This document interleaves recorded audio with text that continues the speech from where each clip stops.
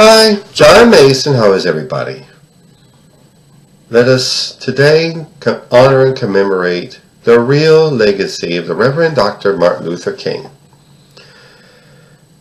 I'm not talking about the sanitized peacenik that's trotted out by the commercial media. He was a man who seriously challenged the status quo. He seriously challenged power relationships based on race and class. His work in civil rights for African Americans was important. It was the model for other marginalized groups' civil rights movements, like Hispanics and women, LGBTs, and Native Americans, to name a few. Dr. King's legacy was radical. It went to the root of all the injustices that permeates our society, that continues to do so. Around the time of his assassination, he was organizing the Poor People's Campaign, which would have included poor, low-income, and working-class white people in his coalition to challenge the economic injustices of the country.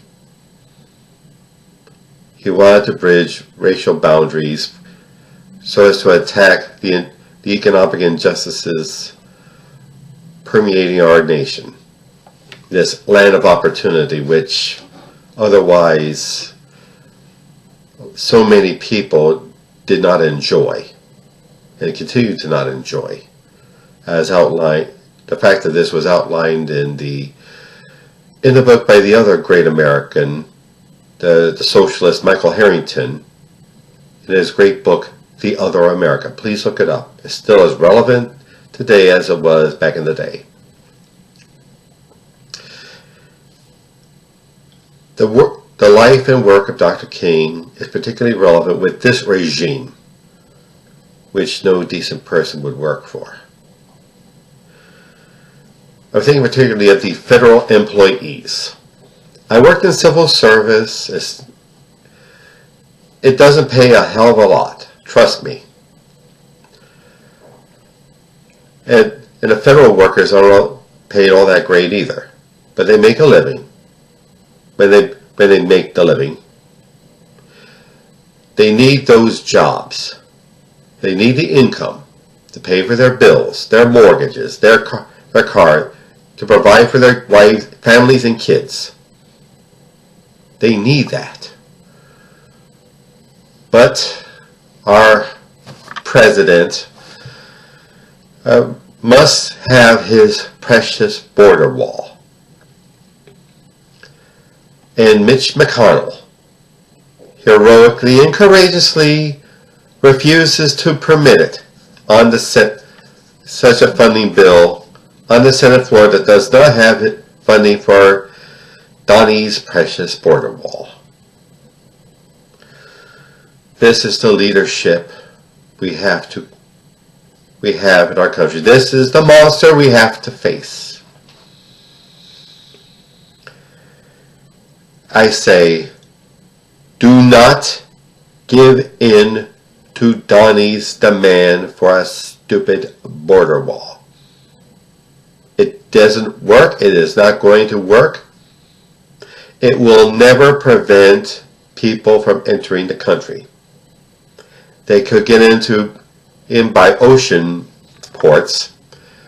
And there's a fact of tunnels. People have actually tunneled underneath such walls.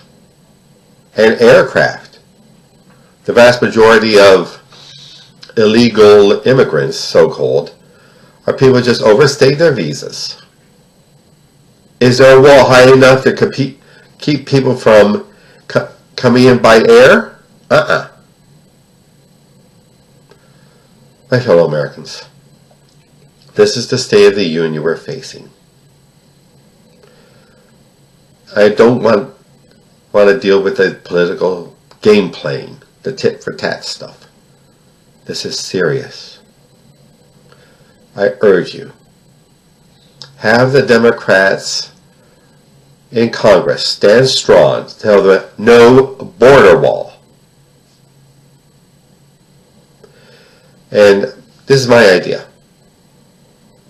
Since the workers of the Transportation Safety Agency, TSA, are terribly overstressed already from their work, and a lot of them have been calling in sick, and they're deemed essential personnel, so they gotta work without pay. And the air traffic controllers is very stressful to.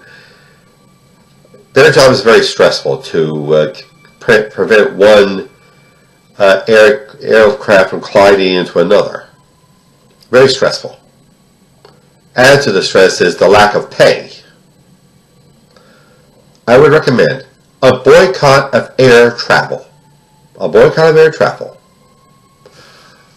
To me, that would relieve some stress from the TSA workers and the air traffic controllers, less of a stress for them, and will put pressure on the airlines to hopefully put pressure on Donnie Dumbass to make him give up his stupid wall. His stupid wall.